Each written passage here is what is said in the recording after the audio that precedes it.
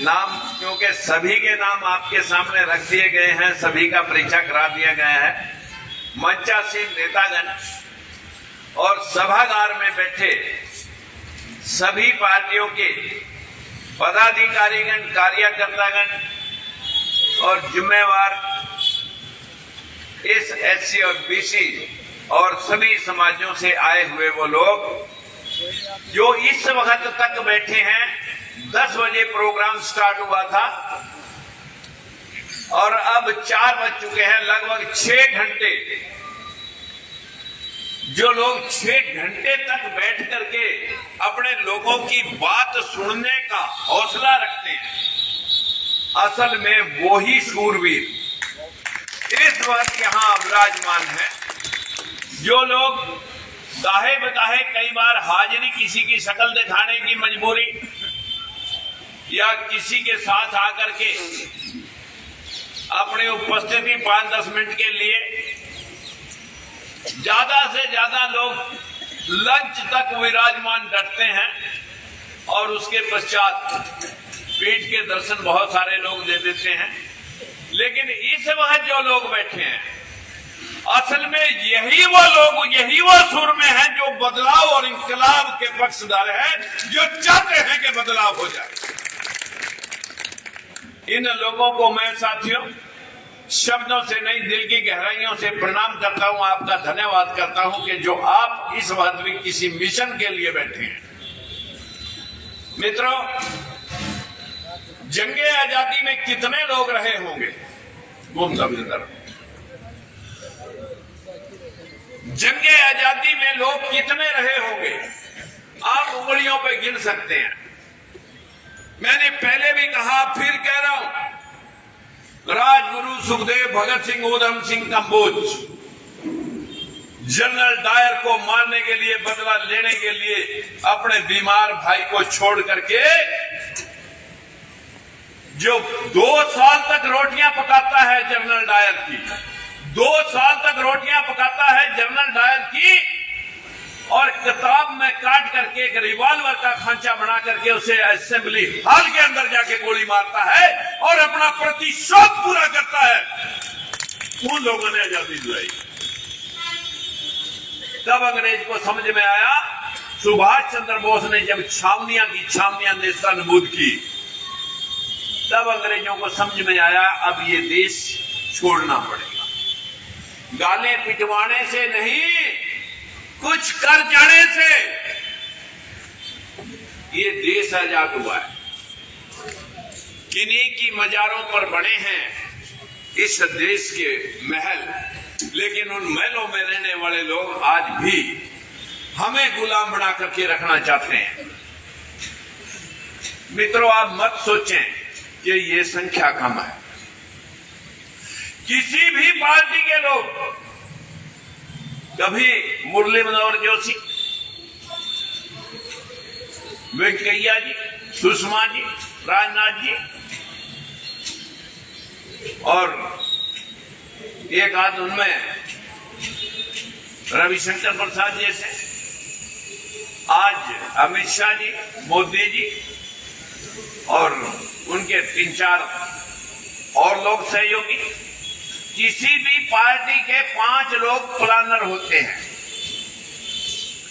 हर समय में कोई पार्टी, अगर आप कहते हैं कि कुदरत ने ये 5 उंगलियां इस हाथ में लगाई, वो 10-15 भी लगा सकता था, लेकिन 4 मेंबर और 1 कमांडर, 4 मेंबर और 1 कमांडर, ये 4 जो कमांडर आपके बीच में बैठे हैं, इनके साथ अगर 5 व्यक्ति जुड़े हैं, जो भाई मेंदिया जी कह रहे थे, और हम आपसे प्रार्थना करते हैं, जैसे आप हमारे साथ 5 जुड़े हो, आप अपने साथ और 5 जोड़ लो, हम आपको 2024 में इंसाफ दिला के दे सकते हैं। जो भाई मेंदिया जी आपके सामने कह रहे थे, सबसे प्यारे कौन होते हैं घर में? एक साला, एक जीजा, एक साड़ी और एक बहन और एक अपने आप। अरे 5 आदमी तो इन्हीं नु पक्के कर लो आप। साफ अपने अपने साले और बहनों को जोड़ लो, मिन्नता करो, सिफारिश करो, हाथ दुआएं कर लो कि तेरा घर तो चल गया, तेरे को नौकरी मिल गई, तेरा कारोबार चल गया। मेरे उन भाइयों का क्या होगा जो 70 साल की आजादी के बाद भी बीए एमए करने के पश्चात भी ईंट ढोने के लिए मजबूर है?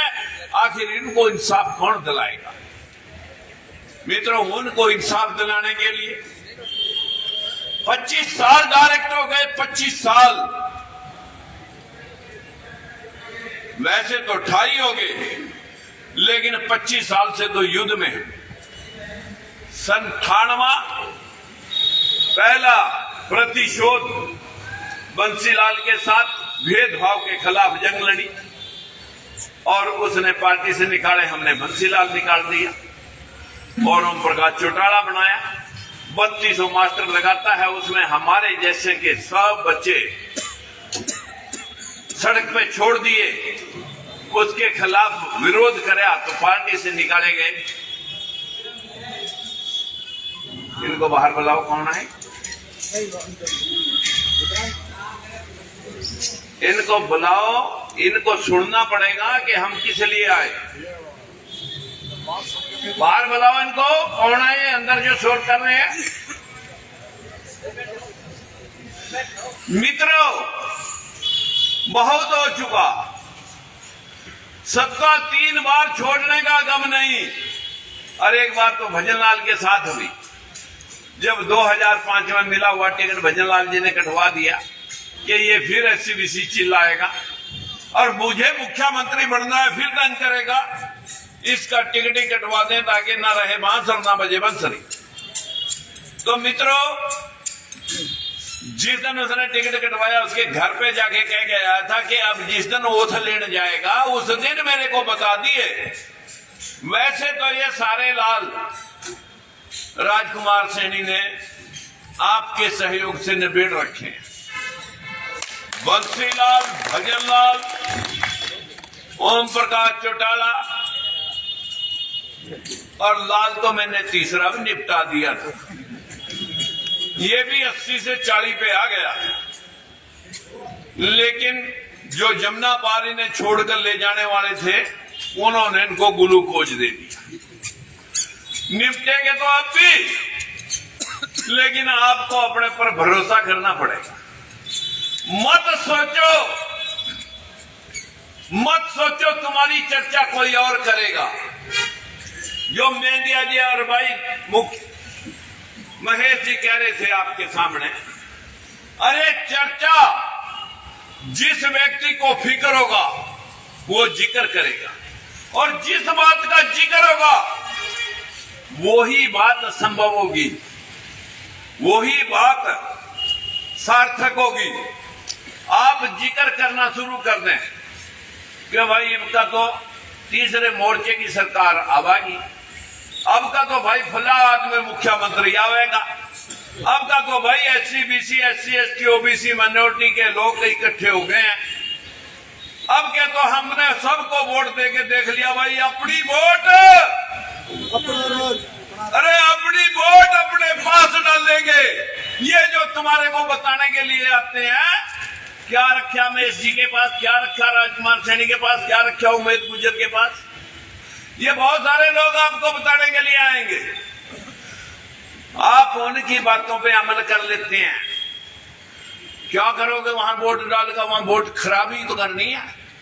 फिर आपने वोट खराब अभी तक करी नहीं, आपको क्या मिला? अभी तक आपने वोट नहीं खराब करी, मैं ये वोट आपने ठीक रखी।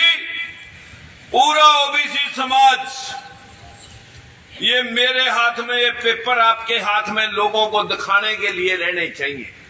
ये गजट नोटिफिकेशन आपके हाथ में रहने चाहिए। जब आप मैदान जंग में जाते हो, हाथ में तलवार होनी जरूरी है। वो कौन सी तलवार है? विचारों की तलवार है, हिसाब की तलवार है, भेदभाव की तलवार है। वो आपके हाथ में पेपर होने चाहिए ताकि लोगों को दिखा सके। ये 61 SC की भर्ती के बारे में बताएं, जज लगाए हैं उनके बारे में बताएं, के बारे में बताएं, कहां गई वो बैकवर्ड शेड्यूल कास्ट की 23 और 27% रिजर्वेशन, जिसमें आधे पद 50% तो रिजर्वेशन के लोग लगने चाहिए थे। फिर वो कहां गए तुम्हारा हिस्सा? पूरे देश के 25 हाई कोर्ट, एक सुप्रीम कोर्ट, आज तक तुम एक जज नहीं लगवा सके जहां आखिरी फैसले होते हैं। बाहर विदेशों में राजदूत कहां है? 40-50 यूनिवर्सिटियों में 1 अप्रैल 2018 तक कोई प्रोफेसर नहीं।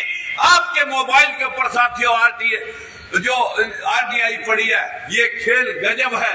जब आप अपने मोबाइल पर मुंह से बोलेंगे गूगल पे जाके ये खेल गजब है, तो पूरे देश के आंकड़े आपके पास निकल आएंगे।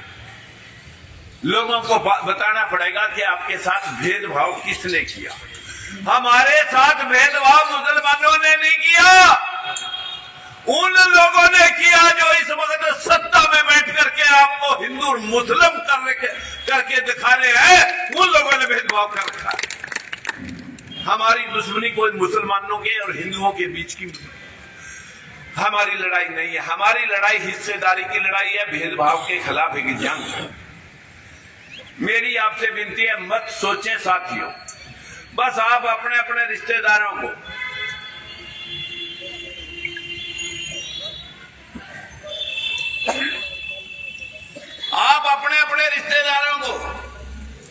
जा करके उनसे हाथ बंदगी कर लेंगे। भाई एक बार हमने भी एक युद्ध लड़ने के लिए मोर्चा बनाया है, हमने भी एक लड़ाई का संकल्प लिया है, और मैं उस लड़ाई में मैं एक योद्धा हूं, एक सिपाही हूं।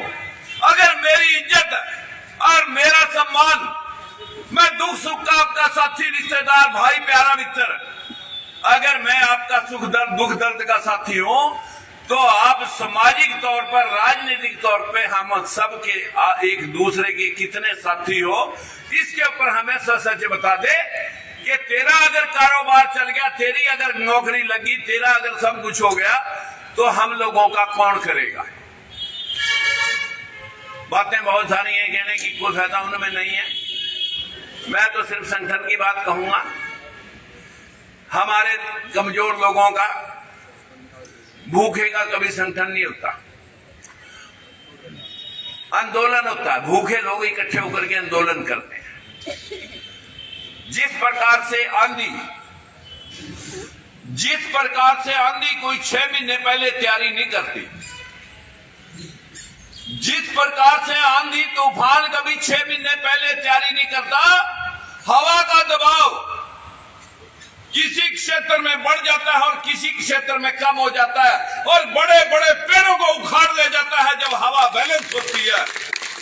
हमें वही तैयार करना है, वही गुबार तैयार करना है, वही हवा तैयार करनी है। संगठन तो बनाना जरूरी है, लेकिन ओम प्रकाश चौटाला ने तो संगठन गांव में बरादरी वाइज भी बना दिया था, और अभी बीजेपी कह रही है कि हमारे 19 पता नहीं 18 करोड़ मेंबर हैं, सबसे बड़ी पार्टी है। फिर सिमटती क्यों चल रही है? कर्नाटका में बजरंग का नाम दे करके खड़े हुए थे मोदी जी, जय बजरंग बली, ना बल रहा ना बली, सबकी बली आ गई। बली आई कि नहीं कर्नाटका में? और ये 5 बलियां और आने वाली हैं, 5 बलियां अभी आने वाली हैं। इनमें भी संगठन घर घर पहुंचा हुआ है इनका। जब आंधी आती है तो रोहतक के शहर में से निकलने का रास्ता नहीं पूछती। फिर जिधर से कोई तूफान या जल सैलाब, जब कोई जन सैलाब या जल सैलाब आता है, वो नालियां, नाले या सड़कें नहीं पूछता, सब कुछ उखाड़ करके, फाड़ करके ले जाता है। आपको वही जन सैलाब तैयार करना है, हर रोज चर्चा करनी है। अगर इतने ही सूर में जितने आज इस महफिल में विराजमान है, ये इतने सूर में जो इस महफिल में विराजमान है, यही अगर मन और कर्म से ये सोच लेंगे आज से अपने शर्म छोड़ करके तो अपनी लड़ाई खुद अपने बच्चों, आने वाली पीढ़ियों के लिए लड़नी है, तो मैं दावे से 2024 में इनको औकात दिखा सकता हूं। जो लोग आपको ये समझ रहे हैं ये कुछ नहीं है, जरा अपना मनोबल ऊंचा करें। जो हमने अपना मनोबल खो रखा है, भेड़ में एक पाल समाज के व्यक्ति ने एक छोटा सा बच्चा शेर का पाल लिया। शेर का बच्चा पाल लिया और वो भेड़ों में चलता रहा 2, 4, 6 महीने तक। आहिस्ता आहिस्ता उसका जो ग्रोथ था, जब वो काफी भेड़ों से ऊपर निकल गया तो शेर जंगल में देखता है कि इस तरह की भेड़ मैंने कोई देखी नहीं है, लेकिन ये भेड़ तो नहीं हो सकती, ये कहीं हमारी बरादरी का तो ना हो। तो उसने दहाड़ मारी। जैसे ही शेर ने दहाड़ मारी, वो एक ही शेर खड़ा रह गया जो भेड़ों के बीच में था, बाकी सब भेड़ें भाग गई। और फिर उसने जब दहाड़ लगाई तो जंगल में जो उस दहाड़ को सुनकर के परिंदे, जीव जंतु, जानवर थे, सब छुप गए। ये दहाड़ इन शेरों की है जो ये आपकी बरादरियों में से एक एक शेर दहाड़ रहा है। ये उनमें रह करके, देख करके, पहचान करके आपको बता रहे हैं वहां कभी आपका भला हो नहीं सकता। जिनको तुम सोच रहे हो कि भाई वोट खराब कर का क्या फायदा है, अभी तक आपने वोट खराब करी नहीं और मिले आपको कुछ नहीं। असल में आपने अपनी वोट ही खराब करी है। इनका सोच रहा हमने अपनी वोट ही खराब कर दिया, क्या पता हम आपको इंसाफ दिला दें। आप वोट खराब करने की बात उन्हें सिखाओ कि असल में अब तक हमने वोट खराब किया और अब की वोट अपना राज। इस वास्ते बातें बहुत सारी हैं। ये 52% बैकवर्ड क्लासेस का हिस्सा 11% है। 11 तो दान में दिया जाता है। शेड्यूल कास्ट का हिस्सा अभी तक 13% है और 1% मुस्लिम का है, माइनॉरिटी का। आप ये समझ लें SC, ST, OBC और माइनॉरिटी, उनका हिस्सा अभी तक 25 है।